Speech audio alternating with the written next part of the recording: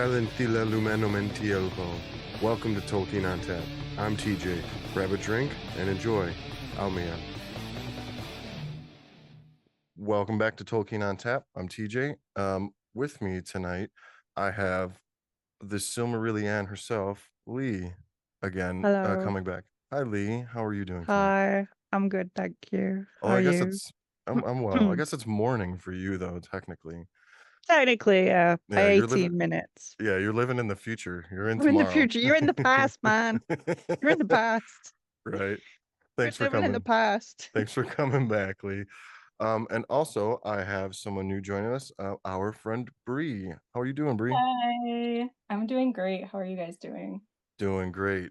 Um, so we met Bree through I think Threads, I It believe, was Threads is where we all of met. all places. Yep, yep. And not to really give Meta any like big ups, but you know, it did bring a lot of people together. So Bree, why don't you tell us a little bit about yourself and how you got into Tolkien? So my name is Bree. Let's see. My pronouns are he, they. And I first got into Tolkien when I was a little, like sixth grade, seventh grader. And I would spend most of my time in the school library. And I was really into any kind of fantasy, especially like Tamora Pierce, like the Alana like Lioness series, which is like if you guys haven't read it, it is fantastic. It is about a girl who disguises herself as a man to become a knight, which in retrospect says, predicted a lot about me in my gender journey. Um, but I was just working through all of the fantasy and I picked up The Lord of the Rings and it was just like an instant click. Like I devoured those books so fast and it I was in love. And now I am on a Tolkien podcast and I'm going to, Westmoot, like I'm paying several $100s to meet a bunch of Tolkien people and go to a Tolkien convention. And in September I'm going to Hobbiton. So it's just, yeah, it took over my life. It's sick. Nerd. Welcome. Yes. Welcome. Thank you. Thank you. What are you drinking tonight I out of am your War of the drinking Rohirrim mug? I am drinking a peach cider that I got at Sprouts because it was on sale and it's delicious. I felt Very like nice. peach cider is a very hobbity drink. Yeah, It seemed yeah, fitting. for sure. And Lee tonight will be our Build a Pony, so we can return back to Rivendell safely. Sad Um, times. yeah, yeah, yeah. Real quick before we like start, there are the drinking game rules in the Red Book of Westmarch that I have here. So I will read these to you, Bree, Okay. and then we can get into it. So these are the things we drink for. And Lee, I don't know if you know all the there's new rules now too. Oh, there's new Yeah, ones. Okay. people have added to this. Oh, All right. wow. Um, the game is pause. I always pause the drinking game when I explain the rules because I'm not gonna get sloshed from the very beginning. Right, right, right. Finrod, Findorato being mentioned. Nola Finway, Fingolfin being mentioned. Nelio Finway, Maedhros, Maitimo, any of these names being Oh mentioned. boy. It's If we say fuck Elway, Singolo, Sindiculo, Eluthingo, any version of his name, that's a drink. If Athrobeth is mentioned, if the Shibboleth is mentioned, if Finway is mentioned, if we talk about Gandalf loving hobbits, that's a drink. If we talk about Faramir, that's a drink. If we say for Frodo or like defending Frodo, if we're defending Frodo and someone doesn't say for Frodo, that should be two drinks, by the way. And then if anyone says any of Turin's names, that is a drink. So oh anyone playing, no. yeah, if anyone playing along at home, those are our rules. Yeah, Gloomweaver just added that I, last one about Turin. I, You're very I could, brave to I could be institute. so mean. Why? Well, I didn't say game on yet. No, but I could be so mean at any point during this. Oh yes, you Yeah, definitely can. You definitely can. Oh, that's you're the fun of being Bill the Pony, isn't it? you are You have being the very power. brave. I have What power. certain rule in an episode about queer Tolkien readings. Very brave. We're gonna be Yeah. sloshed. Yeah. Oh, it's fine. Listen, I got 2 bottles of wine tonight. So I'm drinking this blackberry wine that I have not even opened yet. and I got the cheap kind because it opens twist. It's not Yeah, you don't a. have to worry about a corkscrew. Yeah, I've There you got go. There's a loads nice of sound clip. Valerian right here, so we can refer to the text. We're Nice. talking about, yeah, I our like boy, that. our I emo like boy. that. All right, so it's game on now because I have to Okay. ask Bree before we start. Who is your favorite character? Oh boy. Hold on, should I Uh, get my drink ready or not?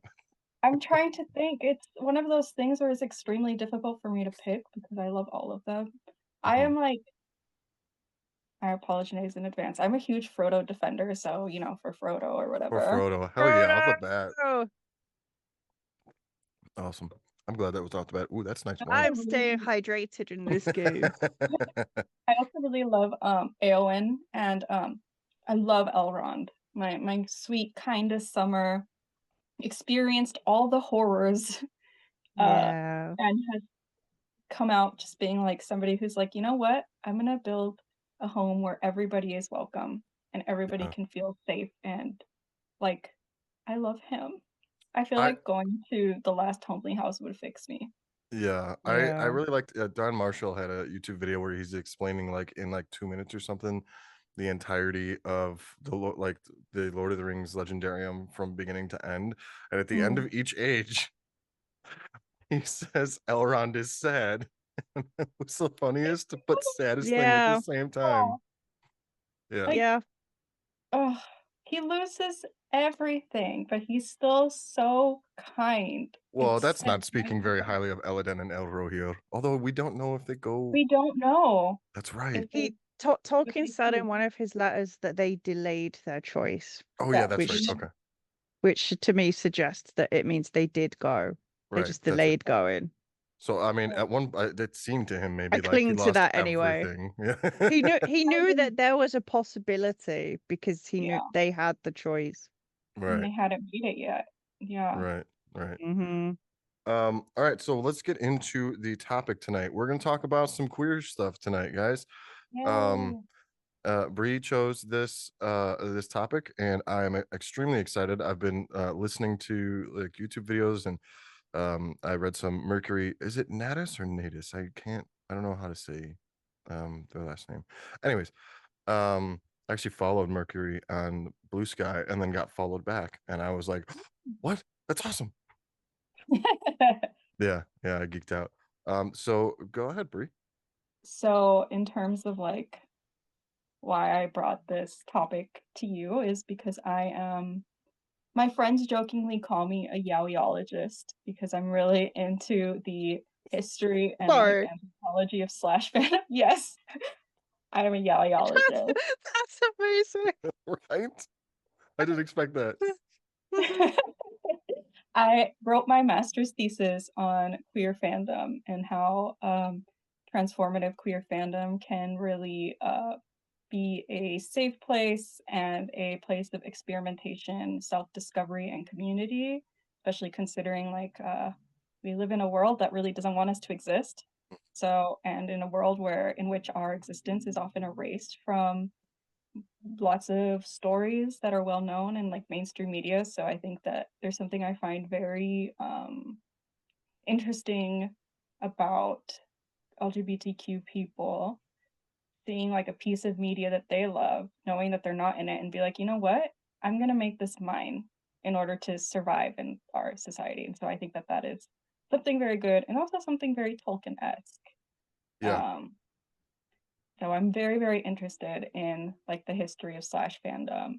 Um, I collect slash fanzines. I actually have this is my one little thing I can brag about. When the fires were here in LA, this is like what I packed in my go bag. Like the very first thing in case we had to evacuate was I have a copy of this Star Trek zine called Obscene, and mhm. it contains the first ever known published fem slash fanfic of all time. Nice. Yeah, so it's very Amazing. exciting. But yeah, I don't know. Do you have questions? I've never been on a podcast before. You need to be my Gandalf, guide me a little bit. Guide you a little bit. No, I like what you said about like finding um like a safe place in stories. I actually so I reached out to Eric Champa Anderson when you told me you wanted to speak about this, and I was like, I probably should start consuming a little bit more like queer scholars things. He also suggested like Queer Lodging's podcast.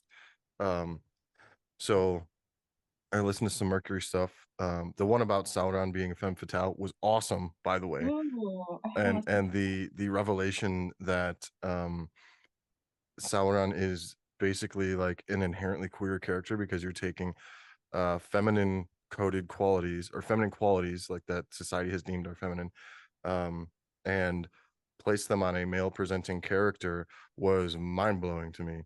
Um, Mm. and they used it was a that paper you had sent me, Lee, about remember you were like, there's one thing that is a little unsettling, but like this is a really good article. You remember that one you sent me? Mm, The Mercury was quoting that about like how um the feminine character, the women in Tolkien, yeah. um they use counsel to move the story forward, and the male characters use action to move the story forward.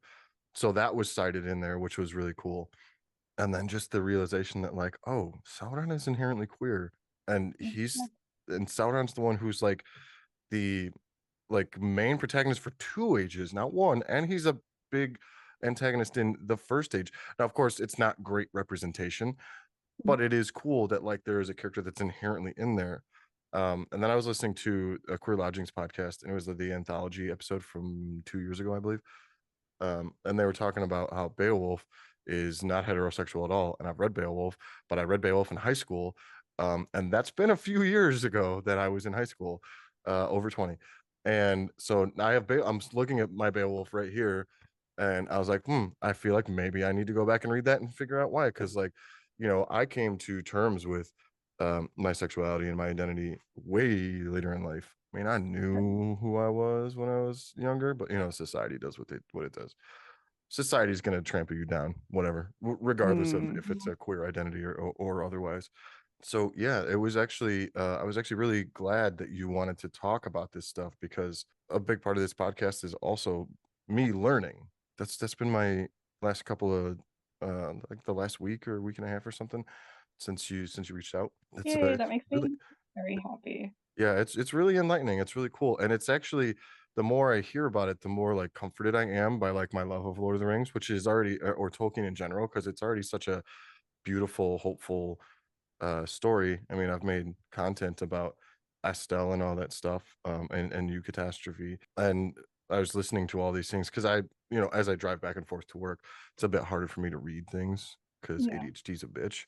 But yeah, listening to it, I like would catch myself like smiling at the like revelations that they're coming up with, and now I just want to consume all of it. So thank you, and if Eric ever listens to this, thank you, Eric.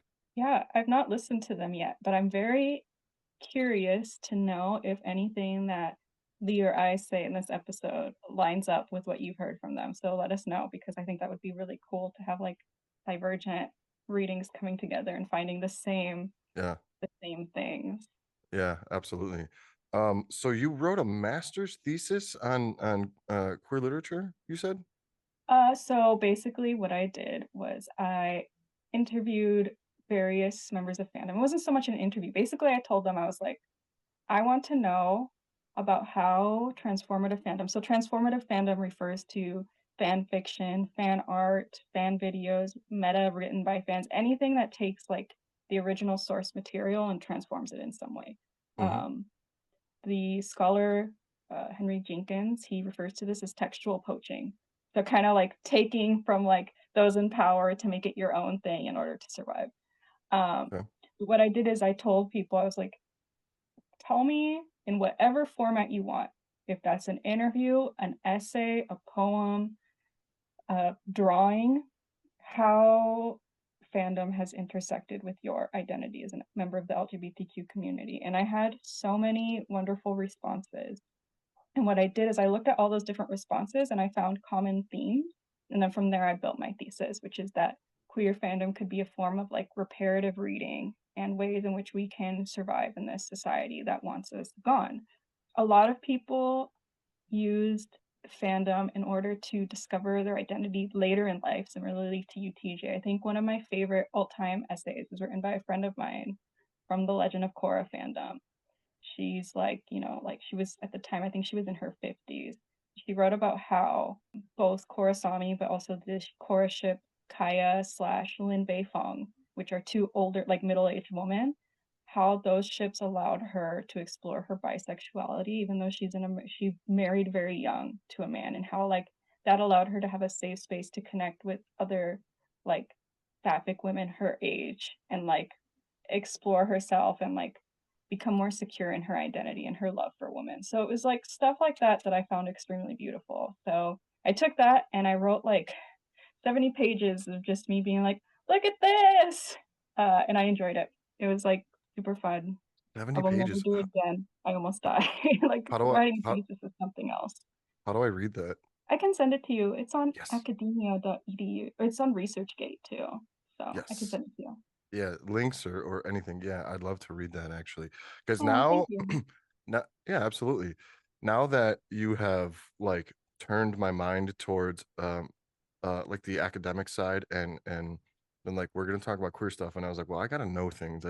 I don't want to like go blind into this, like just using my own experiences, and just being anecdotal. No, but that's a form of fandom research. So in my master's thesis, I said it was a form of, to an extent, self-ethnography. So you're part of the group and you're also like bringing your own experiences to it. Your background and your like life story is no less valuable a means of understanding and exploring this topic than any number of like essays and books written by academics. Are we gonna do this thing where I'm gonna cry on the podcast for the first No, time? no, That was super sweet. Thank you so much, actually. No, no, it's also like all of my friends are so fucking smart. It's ridiculous. Like I feel like I'm an idiot listening to people. no, Like no, no, no, I no, just no. pretend to be smart. I'm just charismatic and loud. That's That's like the number one thing that will make you smart is being curious. oh, I'm that kid who never grew out of the why stage in life. Yeah, that's good. Yeah, That's how you learn. yeah, And that's also, all I do. And like intelligence isn't a real thing anyway. I have a weird perception of like needing to like appear intelligent. That's why I speak the way I speak. I'm not intelligent. No, I am. I know I am. I don't need to self-deprecate. I'm just kidding. Don't Anyways, self-deprecate. anyways, Don't oh, deprecate us enough. this feels like an episode that's gonna be like therapeutic for me to have had. Oh, So like off the bat, like super big thank you for you. I'm like already I feel like I'm super indebted to you for doing this. And I want to turn a little bit because like this made me think of because Lee, David, and I were speaking I think it was last week, something about how gosh, I can't remember the exact wording of it, but I found it interesting when I found out about the fan fiction because I never got into the fan fiction of it all. I just do this thing where I read it and that is what it is. Like every once in a while my mind might wander a little bit with like a question, but like generally like to me the story is a story. But I know Lee is huge into the fanfic part, and Lee is specifically like a big fan of some of the queerer pairings. Um, with your favorite being, I believe, Silver Gifting. Silver gifting and Rustling gone. And yeah, yeah. Well, I knew that one, but I was pretty sure that Silver Gifting was number one. And then Silver gifting is probably number one, yeah, just because of the dynamic of it is so interesting to me. yeah. Talk about that a little bit. Well, like why it's interesting. Yeah, yeah, yeah. Just because like the complexity of their relationship, and I think there are like myriad ways you can interpret that relationship Hmm. in terms of like did Sauron have ill intentions all along? Did things change in him as time went by? Because it was 300 years. It's He was wild. there with Celebrimbor working side by side every day for 300 years. Hmm. Um, and yeah, I just think there's so much like opportunity there to explore like that time and like what happened during those 300 years and what kind of relationship did they have? And I find Celebrimbor a very interesting character even on his own, aside from that, because of like there's who he is, and then there's the two legacies that are hanging over him constantly that he's never really able to step out of the shadows of, which is there's the one of always being the second best. He's always going to be the second best Smith to Feyenoord. So there'll be that kind of thing of him wanting to make something to be known, just to be known as Celebrimbor instead of Celebrimbor, Scion of Feyenoord, like, to make his own stand. And then, of course, there's the much darker legacy that the Fëanorians left behind Right. of the Kinslayings, which Mm. even though he didn't participate in, he's still like irrevocably associated with because he is a Fëanorian. He is one of that family that did these things. So I always felt like he'd always be like have those aspects weighing on him and affecting him and wanting to do things more to help so he can, as they say, stand on his own merits, both as a smith and as a person, as an individual, and not always be associated with the stuff his family did, which unfortunately leaves him ripe for manipulation. Yeah. And yeah, and because like we see time and time again how Sauron is so good at working out people's weak points and exploiting them. And yeah, he would find it, he'd see Celebrimbor, he'd know exactly where to target him. So it's just like the whole dynamic of that is just so interesting to me. And then even more so if you add in a romantic element to it, in which then whichever way you interpret it, of like, did Sauron always have ill intent or did he not? Did things change? No matter which way you look at it, it ends up as this like heartbreakingly tragic story, which I'm a sucker for. Yeah. Unfortunately, I like to torment myself with these things, apparently. Wait, so when in Um, Rings of Power, Charlie Vickers cried after Oh, Celebrimbor died, did that like yes. absolutely kill you? I was made up with that. Yeah. Like, even as it was absolute anguish, I was made up because I mean, yeah, because I mean, I think it worked into showing the complexity of Sauron because I saw so many people after that asking why did Sauron cry? And it's like because he was sad. Yep. Because he was sad that Celebrimbor was dead. And like this is just like the way that Sauron is because the things like he in his mind he genuinely believed. I feel like talking about rings of power, but like it kind of you know more generally as well. But like he genuinely believed that Celebrimbor had pushed him to that point, and he didn't necessarily actually want to do it, but it's what he had to do. So yeah, he's sad that he's dead, even though he's the one who's just stabbed him and done it. He's still sad because it's just like this twisted kind of way that Sauron's mind works. Yeah, Yeah. there's something very childlike about that moment, I think, and about Sauron in Mm, general, especially as he's portrayed in Rings of Power, where again he's working on these levels of self-delusion that almost seem kind of naive. And so mm, I think in that scene, he's really acting like a child who broke his favorite toy. Like, Yeah. mm, and it's like, I can't fix this. It's broken. I can't believe he made yeah, me do this. Because again, yeah, like that level of like self-delusion will never allow him to experience real, genuine guilt because he Hmm. has to be, he can never let him experience that because it'll slow him down. And so yeah, he's a fun little guy to rotate in your brain, I think. He's such a toxic bitch. He really He is. is. I Such a like fucking that. toxic bitch. Yep. Because I Yep. I agree. Because when so Lee's the one who like introduced me to that aspect of things. I think Lee's the first person I ever saw write or even I never even heard the word silver gifting or Ooh. silver fisting or whatever. I was like, wait a minute, people think that Sauron and Celebrimbor like got it on? Tell me more. See, it's crazy to me that that didn't occur to you. Because it just seems like so obvious a thing to me. Like, Listen, I'm oblivious as fuck a lot of times. All right. I just they go were about life like making jokes and like making light of the world and like reading things every once in a while. And then I go play my little guitar and then I'll re-engage with the world again. Like I'm like Finrod in that aspect where but like this is my personality. Like I come back, I'm like badgering out of my hole, like, hey guys, I'm still here. And then when I'm done, I'm like, Oh, I'm going back to the TJ. hole. Oh, TJ, just you wait. Shit. Just you wait. Damn it. I just said Finrod. Yeah, I was gonna say, hold on.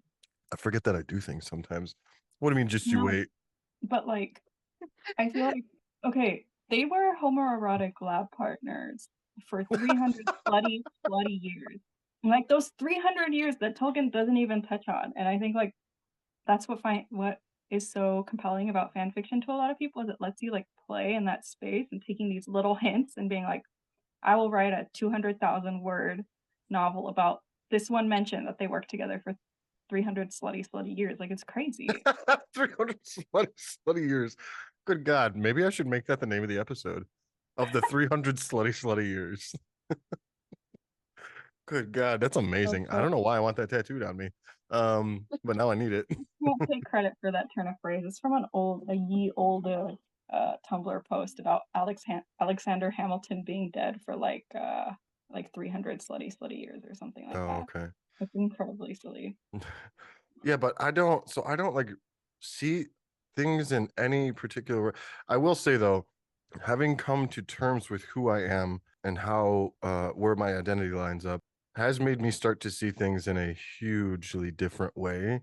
So like it's now I can't not see things. Double negatives, everyone. Let's work it out. Yeah, so like when I was listening to Queer Lodgings and they were like, I mean, listen, whether you like it or not, Lord of the Rings itself it's an inherently queer story, whether it was intentional or not. Like it is Bilbo the like bachelor for his entire life, like Frodo also Frodo and Yeah. Sam. I just the revelation of even reading the name of the title was I can't remember actually what the title of the episode was. It was something about like a queer reading of Eowyn and Faramir, and like the first couple of sentences is about how Faramir has was it Faramir or Eowyn? One of the two has bi wife energy. And I Oh didn't. yeah, Yeah, Faramir. yeah. It is Faramir. That's right. I haven't finished the because I think that's a 3-parter. I haven't finished that one, but yeah, like I'm like actively like seeking things out like that now. Also, Once the gay lens comes on, it doesn't come off. I repressed this shit for fucking like 35 years. Like I knew when I was in fucking elementary school because I did things. That's all we're gonna say right there. But by the way, this episode might also be titled "How TJ Comes Out to Anyone." But like, I'm just making like posts in like threads and Blue Sky and TikTok about like queer things, and then this episode is like super queer, and I don't give a fuck. If you don't know, this is me. Fuck y'all. I'll turn on. Yeah. I wish I could turn on music in this, but I feel like Hmm. well, I feel like once I do that, like someone's gonna be like, "Hey, this tiny podcast that like 8 people listen to they're using some music and you I should get them." know. You know how that And happens? Like it's ridiculous. it's bullshit, especially because I wanted to show you guys some of my favorite like vintage slash and fem slash Tolkien AMVs, but I can't. We'll have to Yeah. do it Well, we'll do on it like when we're not recording. yeah, or on some random. We'll have to post it on Billy or something. I don't know. Bring it to Westmount. Yeah, bring it to Westfield. A Yes. screening of our favorite. Yeah, but yeah, no, I'm glad you're using this as an opportunity to hard launch your identity to the Yeah. public. Whoops. Oh, I came out to my Proud 2 of friends you. last night. Yay, One congratulations. person that I've known for 25 years. I've played music with him, and then his wife, who is the sweetest person in the world. And all he said to me was, "Cool, I, awesome. Like, why do you seem afraid?" And I was like, "Because I don't know how the fuck you're gonna react." And he was like, Yeah. "Do whatever the fuck you want." And I was like, "I love you so much." She goes, "Shut the fuck up," because that's how he shows affection. That's how he Yeah, shows yeah. affection. He's like, I don't.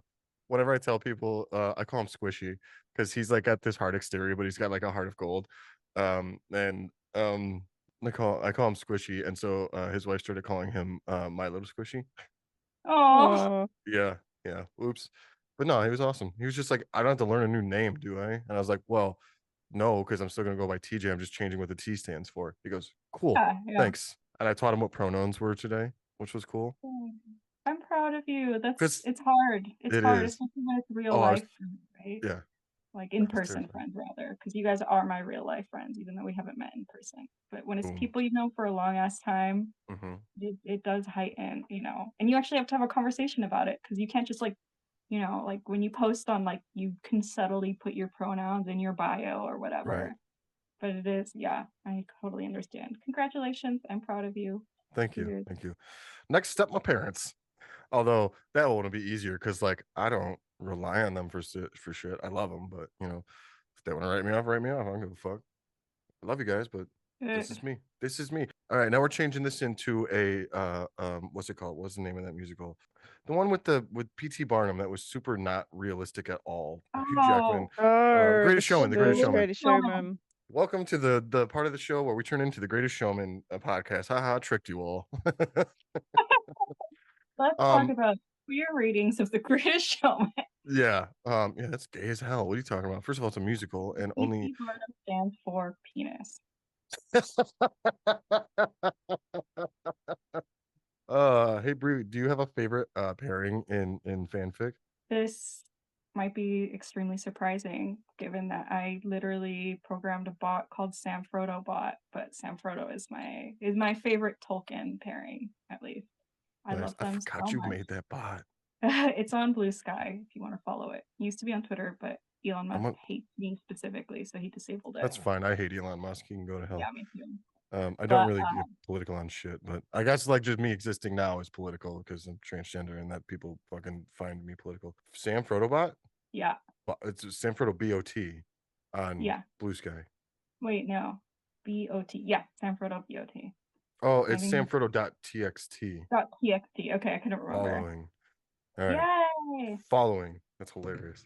But yeah, it just tweets out like every few hours. Like I fed it a bunch of quotes from both the Mhm. films and the books that are just Yeah. like when I read them, I'm like, whoa, what did he mean by this? Well, something got pointed. Well, I found something was pointed out through the things I was reading and or listening to that if you go back and you reread and look at it with a like read the Lord of the Rings with a queer lens, and you look at Aragorn's interaction with Eowyn, I'm sorry, Arwen, and then or even Eowyn, and then you go back and look at like the way the interactions between Sam and Frodo are written, like Tolkien goes into great detail about like the warmth of Frodo's hand and the shyness with which Sam talks to Frodo and with the women talking to Aragorn, and then they talked is the Yep, sentence. Like it what? is. I think that as far as when he writes Sam and Frodo, if we're going to like compare it to a canonical heterosexual pairing, I think the one that comes closest in terms of the tenderness and specificity of writing it is Beren and Luthien. Yep. Yeah. I was just gonna say Okay. the parallels with Oh Frodo and yeah. Sam, Hold on. Beren and Luthien, and And Maegros and Luthien. Fingon. Yeah. I'm ready to hear this. I'm gonna let you Okay. two just have at. So I love this, hearing this stuff. Like the main specific one yep. Yep. is And okay. go Well, the on. song. Yeah, is the fact that so Luthien finds Beren on Hollingauroth. She's singing, and Beren hears her, sings back. That's how she finds him. I have Fingon, it. so there we go. All right. Are you ready? Mm-hmm. Where did it go? The silences were sudden shivered to silver fragments. Faint there quivered a voice in song, that walls of rock, enchanted hill, and bar and loft, and powers of darkness pierced with light. He felt about him the soft night of many stars, and in the air were rustlings and a perfume rare. The nightingales were in the trees, slim fingers, flute and viol seas beneath the moon, and one more fair than all there be or ever were upon a lovely knoll of stone. In shimmering raiment danced alone, then in his dreams it seemed he sang, and loud and fierce his chanting rang. All old songs of battle in the north, of breathless deeds of marching forth to dare uncounted odds and break, great powers and towers and strong walls shake, and over all the silver fire that once men named the burning briar. The 7 stars that Varda set above the north were burning yet, light and darkness, hope and woe, the emblem vast of Morgoth's flow. Huan, Huan, I hear a song, far underwelling, far but strong. A song that Beden bore aloft, I hear his voice, I have heard it oft, in dreams and wandering. Whispering low, Luthien spake. And then we have that. This is in the Lays of Valerian. And then, hold on, let me grab this book that I'm using to hold up my phone. In Return of the King, we have It Okay. is also in the Silmarillion that she Oh. finds him through the singing as well. I got that here too. I have these Yeah. all marked. I have like a bunch of like things marked for you guys in terms of like queer readings. But yeah, so in Return of the Marie, King. stop putting the ring on. Okay, so, oh my god, can you please work my precious, beautiful phone? I believe in you. Okay, so in Return of the King, when after Sam thinks Frodo is dead, and Frodo is brought into Cirith Ungol, we have this where Sam discovers that he's been captured. First of all, this scene starts with this line. And okay, so in terms of like pairings within, like queer pairings within Tolkien's work, I have like 3 tiers, which is like the shitposting tier where I'm like, haha, do you think that like Gandalf and Bilbo explored each other's bodies, right? The second tier is like, what did he mean by that? And then the third tier for me is he was so crazy for that, which is like, there is no other explanation for this. This comparison with Luthien is an example of he was so crazy for that. Okay, so he cared no longer for Shagarath or Snaga or any other orc that was ever spawned. He longed only for his master, for one sight of his face or one touch of his hand. At last, weary and feeling finally defeated, he sat on a step below the level of the passage floor and bowed his head into his hands. It was quiet, horribly quiet. The torch that was already burning low when he arrived sputtered and went out, and he felt the darkness cover him like a tide. And then, softly, to his own surprise, there at the vain end of his long journey and his grief, moved by what thought in his heart he could not tell, Sam began to sing. His voice sounded thin and quavering in the cold dark tower, the voice of a forlorn and weary hobbit that no listening orc could possibly mistake for the clear song of an elven lord. He murmured old childish tunes out of the Shire, and snatches of Mr. Bilbo's rhymes that came into his mind like fleeting glimpses of the country of his home. And then, suddenly, new strength rose in him, and his voice rang out, while words of his own came unbidden to fit the simple tune. In western lands beneath the sun, the flowers may rise in spring. The trees may bud, the waters run, the merry finches sing. Or there may be 'tis cloudless night, or swaying beaches bare, the elven stars as jewels white amid their branching hair. Though here at journey's end I lie, in darkness buried deep, beyond all towers strong and high, beyond all mountains steep, above all shadows rides the sun, and stars forever dwell. I will not say the day is done, nor bid the stars farewell. Beyond all towers strong and high, he began again, and then he stopped short. He thought that he had heard a faint voice answering him, but now he could hear nothing. Yes, he could hear something. And then Frodo sings back to him, which is exactly what happens to Beren and Luthien, which is, to Tolkien, Beren and Luthien are the height of romance. Like, they are the perfect example of pure, like, the platonic ideal of love. Because again, that's him and his wife. Right. So, and then of course, there's the famous Rusingan moment in which, my boy, Fingon the Valiant, son of Fingolfin, resolved to heal the feud that divided the Noldor. So he goes to rescue my Timo from Morgoth, and then it says, this is so crazy. He was so crazy for this. Where's the line? We said Mighty Mo, by the way. Oh yeah, shoot. I told you, like, the choices for this drinking game are gonna be a mess because Well, that they haven't been yet, but also I'm not inebriated because enough yet. we haven't started talking about the craziest. He was so crazy for that, which is Oh, I can't wait to trees hear that. existing. I can't wait to hear that. Okay, so where did it? Okay, then in defiance of the orcs, who cowered still in the dark vaults beneath the earth, he took his harp and sang a song of Valinor and the Noldor of old, before strife was born among the sons of Finwë, and his voice rang in the mournful hollows that had never heard before aught save the cries of fear and woe. Thus Fingon found what he sought, for suddenly, above him, fair and faint, his song was taken up, and a voice answering called to him. Maitros it was that sang amid his torment. Like, what is the reason? What does it like? He was so crazy for that. Even if it wasn't done intentionally, there's There's no no way way it wasn't. that he didn't like notice those parallels, that he wasn't aware of those parallels. Well, yeah, because it happens 3 times. Like there's so it's not like there's a ton of different times where he's like, oh, you know, this is a pattern. And I think to me, what really speaks to Or- the deliberateness of it, it's not just like we are singing songs in order to find our, beloved. It is specifically, we are singing songs in order to rescue them from the Dark Lord in the darkest place, in places again where only sounds of woe have ever been heard. Mhm. And also, I think if you pay attention to the song that Samwise sings and how they describe what Beren sings, they sing about the same stuff. They sing about the stars. They sing like the song. You can almost imagine that this song that Sam doesn't know where it comes from is like the spirit of Beren. Like it's the Yeah. same song. He was so crazy for that. Yeah, I mean, there's that, and then of course with Sam Frodo, there's the iconic there is no creature more fierce than like a small animal defending its mate, which like when Sam is defending Frodo from Shelob, and it's like, why are you what do you mean by that, Professor Tolkien?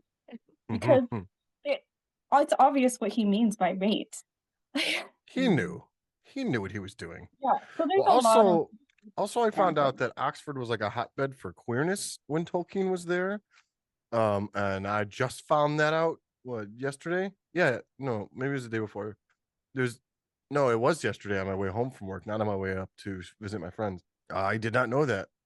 So now I need to know even more information because like that's like you know how like you get a taste of something, you try something new for the first time, like food wise, you go, fuck, I need all of that. Welcome. That's what happened to me. Welcome. Yeah. Also, I'm I have a so question real excited. quick. Is Yeah. this the book you were just reading out of? Like this edition? Yeah, why do you have the same copy? This is the edition that I first ever read. Aw. The 19 that's I believe the 1967 edition that just only got a little bit of the appendices in it. Yeah, I think it is because I lost my other copy, and my dad is a what he does for a living is he gets like books that are going to be thrown away or books from like the secondhand store, and he has an online bookstore. Mhm. So I couldn't find my copy of Return of the King, so I was like, Dad, do you have a copy for me? And he just like pulled it off the shelf and gave it to me. Oh, that's awesome as hell. Yeah, I love it's it. great. I just want to talk more about Frodo and Sam being lovers. We can. I mean, literally, you can open up the Sam Frodo bot account, scroll at random, and find something that will make you be like, he was so crazy for that. Like, What's the yeah, speaking of so crazy for that, what's the like biggest so crazy for that you mentioned earlier? in terms of like, You said like the biggest he's so crazy for that. oh, Tridin and Bellic. Hold on, let me Obviously. take a drink. Oh shit, yeah. Lee, hydrate up. Hydrate. All right, I need to hear this. like- and I'm ready. Listen, I might as well just hold the bottle. I'm ready. Yep, that's why I was like, you're real bold. Hold on, let me grab my Okay. There's a lady hand. I've got some dog ears right here of There is no argument against the Turin Bellic thing. Like there is none. The parallels to Achilles and Patroclus are because we know that Tolkien was a classicist. Yeah. He would have known the debates about whether or not Achilles and Patroclus were lovers. mhm. Speaking of that, I just learned about the eagle and the child thing. The what? the eagle and the child, which was like the heraldry that they used, a heraldic symbol that they used for their book club, the Inklings or whatever. Oh. And I didn't know. I have not read. I know That's a because it little was bit of. that was the name of the pub they drank at. It was called the Eagle and Child. Okay, so this the people from, I believe they're like Tolkien Society people or Mm. scholars of Tolkien were equating, or maybe it was what they called, I can't remember. I have to go back and listen, but it was something about how like they knew what they were doing when they used that symbol for the Inklings. I have to go back and double check exactly how it was said. I mean, it's not beyond like I feel like people often ascribe certain ideals to Tolkien just on the basis of him being Catholic, right? Yes, And yes. I'm Yeah. not gonna argue that he wasn't a product of his times. That would be silly. But we do know for a fact that Tolkien was friends with queer authors and enjoyed their work. Mhm. Like Mhm. and commented on like them being some of their favorite authors. I wish I could recall her name. I should have written it down. One of them specifically was a lesbian author who Yeah, wrote I remember. It's And very one of the Inklings was gay as well. yeah, so like it's not a situation like where like you can say like oh Tolkien didn't know gay people existed. Like Mhm. oftentimes like people joke about that with you know with Tolkien stuff or with Naruto of like he accidentally invented gayness because he doesn't know gay people existed. Mhm. But The poet you're speaking of was W.H. Auden, probably. that's one of them. But there's Yeah. also a woman author. Oh, I'm such a I'm a Yeah, trying to misogynist, so I find her can't name remember as her well. name. Yeah, I'm looking it up too. Because now she's mentioned in the letters, right? Yeah, he talks about how he kind of raves about one of her books and how much he enjoyed it because she was a fan of his. And he was like, well, I'm a fan of her. Right. And it was very touching. So, like, we know that Tolkien knew that gay people existed. We know that he was a classicist. And I mean, obviously, regardless of his intent, we can have these readings anyway. And I do Yeah. think, from a cynical perspective of him being a Catholic, it makes sense, and him being a product of his time, it makes sense for the one, what we could say canonically gay couple in Tolkien to be the one that ends in tragedy and to be part of like Turian's cursed life and Yeah. bad choices. Like the cynical part of me says like this is another like point of it in its favor of like Trudin in general has like what Damn it, Bree. society back then, oh god, would have Mhm. declared to be like, you know, deviant romances, right? Like he Mhm. has Mary Renault. Mary Renault, there you go. Thank you. You have Belig and Turin. You have Belig, you have Finduilas, who is an elf, Oh, I'm gonna get fucked up at this and conversation. then alas, you have his sister, right? But yeah, so I will die on the hill that they can be read as intentionally in love with each other. I mean, Ooh, I want to hear that. oh, Die on that hill, please. I want to hear it. okay, I I told will you, like read you. I'm all in on these queer readings now. Like this is my whole life. This is my whole personality now. Yes, one of us, one of us. Well, I think the obvious one with these two is that very rarely do the heterosexual canonical couples in Tolkien kiss on the lips. They very rarely kiss. Mhm. Belig and Turin, Lee, I don't see you hydrating. Hydrate. they kiss multiple times, one of which is on the mouth. Okay. Like they at one point also Literally Belig says kisses him on the Turin, mouth. yep, on the mouth. In fact, you know what? I'll just read that to you. I have it Please do. here. I have it underlined. I have it dog-eared. Then Beleg's burial in these bleak regions did flinding fashion, where he fell sadly he left him dying, and lightly o'er him with long labour the leaves he poured. But Tudin tearless, turning suddenly, on the corse cast him, and kissed the mouth, cold and open, and closed his eyes. Fold and Yes, open. open mouth bed kiss. Sorry, let me They drink straight for a second. Frenching. They straight Frenching up in there. Good God. I clearly And don't pay attention at all to things. he gently closes his eyes and like prior Wait, to so this he said you've got the Laser Baletian right there. Is that in the Narn that's in Unfinished Tales or in the Yeah, Children of Húrin? it's in that he kisses him on the Okay. mouth. in it as Okay, so well. I've read it twice now, and apparently I missed everything every single time. I mean, The, You the, could- this is the what only happens thing when is you're that not Beleg is dead at the a time, genealogy. but Oh, But oh, so they But Beleg he's is dead, still- and Tudin, we'll drink in a second, can't be rejected. So now he's like, no, I'm gonna open mouth kiss him. well, hold on. that Where did it time go? Beleg is dead.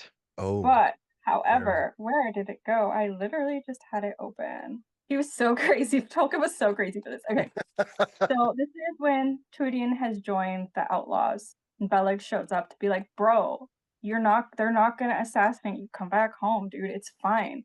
It's fine that you killed that guy with the cup. Like, don't even worry about it." Cyros? You talking about Cyros? Cyrus, yeah. Yeah, that's his name. So Beleg shows up, and Turin is like, "Bro, I'm not gonna go back with you." And he says it like this: "Then Turin's heart was turned from hate, and he bade unbind Beleg the huntsman. Now fare thou free, but of friendship aught, if thy heart yet holds for Hudin's son, never tell thou tale that Turin thou saw'st, an outlaw unloved from elves and men, whom Thingol's thanes yet thirst to slay. Betray not my trust, or thy troth of yore." They pledged their troth to each other, and Tolkien uses this term only a few times. And he uses it, I think, when he talks about Adwin and Aragorn. Talks about how they Their pledged their trust at Karen Amroth. Yep. Exactly. And then here's the next slide. "Then Beleg of the Bow embraced him there. He had not fared to the feast of the fall of Orgo. There kissed him kindly, comfort speaking." They kissed multiple times. He Okay, said, so "Lo." are we saying Tudin has like a big bisexual energy, or I mean, I think Turin is because of the how many Finduilis times thing has he and the sister thing? I don't know if the Finduilis thing can count because he never actually wasn't reciprocated her interested in her. feelings. But then Yeah. obviously he did love Nino. But I will Right. say how much of that was Glaudon's interference. Because he does Was make it? him believe that Finduilis is dead. Yeah. I thought So he there's not loved Finduilis. I could be wrong. I Mm-mm. read things incorrectly a lot. he loved him, and Gwyndor was like such a bro. He's like he's not even mad about it. He's like, you know what? Maybe if my fiance and my homie end up together, it'll save him. Like, he's not even trying to be like, ugh, I can't believe this guy is taking my spot. He's just like, you know Yeah. what? I love you. I support you. This is my friend who's a bit of a mess. If you guys make each other happy, then that will make me happy. Which is why I think they are a fantastic OT3, which is like, a throuple. But we can have a whole nother OT3. Listen, I need you. Hold on. I need you to teach me terminology. What the fuck does OT3 mean? Like, Okay, so literally there's mean. there's OTP, there's OTP, which is one true pairing. Okay. So OT3 is one true thruple. Yeah. Okay, I've heard you use OTP before, Lee. Yeah. For silver gifting. Mhm. Yeah. Okay. Okay. Continue on. There are several Yeah. OTs. Yeah, I think. there is the thing with Turin and Finduilas though is he really didn't see her that way, and there's one point where he's talking to her, and Doesn't he say he's like her there's sister? one point where Turin is talking to Finduilas, and Turin says that Turin's feelings towards Finduilas that Turin So has. that's twice. That's 3 times. God damn it, Lee. Fuck. Thank God I have a second bottle of wine. But I feel like Lee is feeling the power in her hands, and now she's about to fucking abuse it. Yeah. But basically, he tells her that he loves her like a sister. Oh, wait a minute. But he loves his sister. I know. Like he Yeah, loves I a know. wife, But so... he didn't know that was his sister. I know. But yeah, It's still weird as fuck. Finduilas loves him, and he cares about her, but not in the same way. Yeah. Like his sister, whom he gets pregnant. Who he did love. We don't Yeah. talk about that. Then we have like another. We don't talk about that. See, the straights always fuck shit up. I mean, yeah. I would say the ultimate homophobe. I would need that to be a shirt, Bree. I need you to make that a shirt. That would be amazing. Glaurung, the ultimate homo. But you do know that if we give one to David, it has to say Laurundo. Of course. He will not accept a Cinderin name. I can't with his Quenya supremacy. I love all languages equally. I don't I know. think I like calling. Damn it. I like calling my beloved Oh, Finderato no. instead of the Cinderin Oh, version. okay, so here's my take. Okay. Tangent on the name. My Yes, take please. is that people whose names are originally in Quenya sound better, or Quenya sound better in Quenya.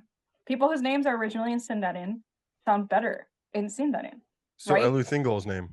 Do you like saying Elwe Singolo or Eluthingle? I personally like saying Elwe instead of Yeah, I saying think he's an Elu. example. He's a ¿cómo se llama? An exception for me, because we Okay. have Finwë, Ingwe, Olwe, and then Elwë. Like that's like he was pre-Sindarin. That's his name. Like came up Right. pre-Sindarin, if I recall Right. correctly. Well, but But they if you have changed Elwe to Elu. Yeah, but I'm saying like his original name was Elwë. Right. Like, but for example, Findarato sounds better than Finrod. It does. Sorry. Drink. Findecano sounds way better than Fingon. Fingon Oh, is like hell yeah. Findecano is like I am a hero. Fingon is like just some guy. Findicano sounds like he needs a fucking katana because it sounds like it's actually it's the part of his name. It kind of sounds katana-y. Yeah, That's it probably does. why. It's like a name of action. He really Yes. is the dominant. Yes. But then like Luthien, that's the perfect name for her. Mm-hmm. I don't want to Kenyanize it. What David will absolutely murder me for this, but I don't know what the fuck her name would be in Quenya. Lee, do you know? I feel like David would be so upset with me because you could go to his page and find Call it. him right now. I'm just kidding. Do I mean, you can. It's your podcast. You're condemned to be free. Do what thou wilt. what thou wilt. I'm actually going to his page to see if I can, because he has stuff pinned to his page.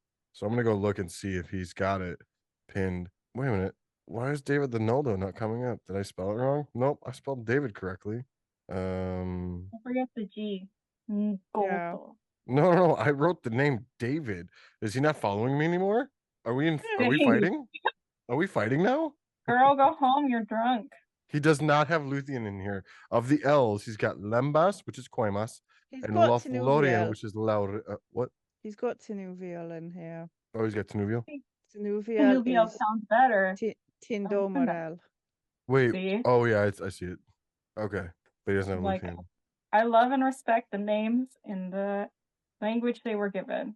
Sorry, See, David. here's the thing. I like Lestinore more than I like Doriath. Well, yeah. I like both. I think they both work.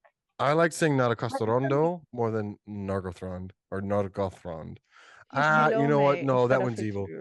That one's even because Nargothrond sounds It badass. sounds badass, right? It does, but Naracastorondo feels fun to say.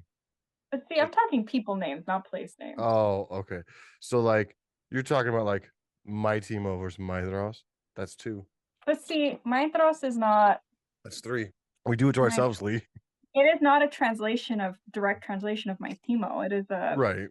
Most of them aren't though. Most of Right. the It's a Sindarin names the compound. Noldor took They're aren't transliterations. actually Yeah, No, they're not. but- They're not actually translations. Most of them are just Sindarizations. So, Maedhros is made from putting the first part of Mighty Mo together with And then Ross from Rossendal becomes Damn it. Maedhros.